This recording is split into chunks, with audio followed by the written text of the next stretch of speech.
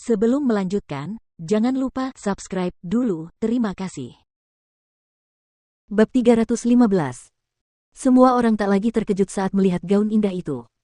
Fang Ya memegang pakaian di tangannya dan berdiri dengan kagum di depan lemari yang terbuka.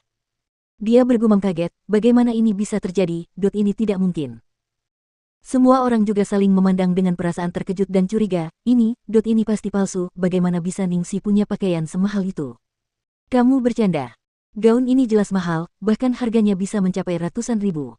Cantik sekali. Kalau saja aku bisa memakainya sekali, aku akan mati tanpa penyesalan. Seru seorang gadis di antara kerumunan, tidak dapat menyembunyikan kekagumannya. Saat itulah Fang Ya dengan santai mengangkat sebagian gaun itu dan berkata dengan nada merendahkan, pada pandangan pertama, gaun itu memang terlihat cantik. Tapi jika kamu perhatikan lebih dekat, tidakkah menurutmu gaun itu cukup polos?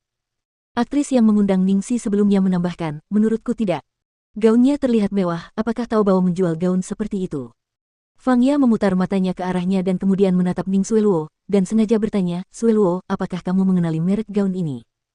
Ning Xueluo berpura-pura sedang berpikir keras sebelum menggelengkan kepalanya dan berkata, aku belum pernah melihatnya sebelumnya.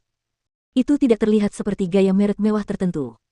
Ketika Fang Ya mendengar ini, dia langsung senang dan bersemangat. Xueluo sangat berpengetahuan tentang semua barang edisi terbatas merek besar, ditambah lagi dia benar-benar mengoleksinya. Bahkan dia belum pernah melihat ini sebelumnya, jadi jika itu bukan produk merek acak, lalu dari mana asalnya? Pasar loak.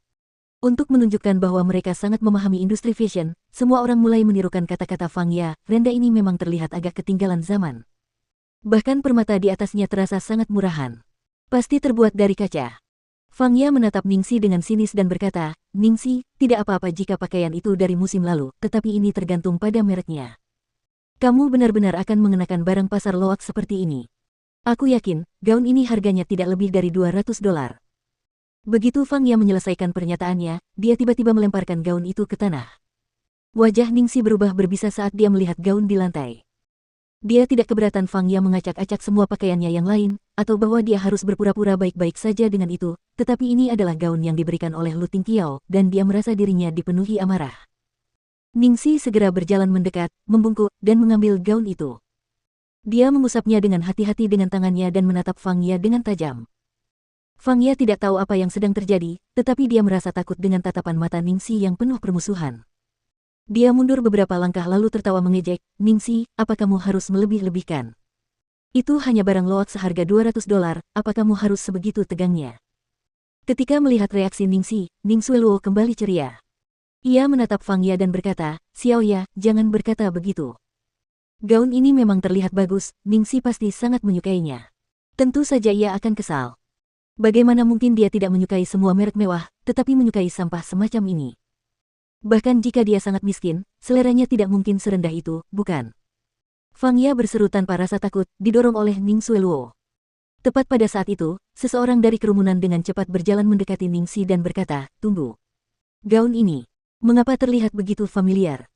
Orang yang berbicara adalah artis Guan Xiaoqi yang sebelumnya menggantikan Jia Qingqing sebagai musketir wanita ketiga, dan berasal dari perusahaan yang sama dengan Ningxi. Karena dia baru bergabung dengan tim untuk waktu yang singkat, Ningxi hanya bertemu dengannya sekali atau dua kali, dan mereka hanya sekadar kenalan, selamat tinggal.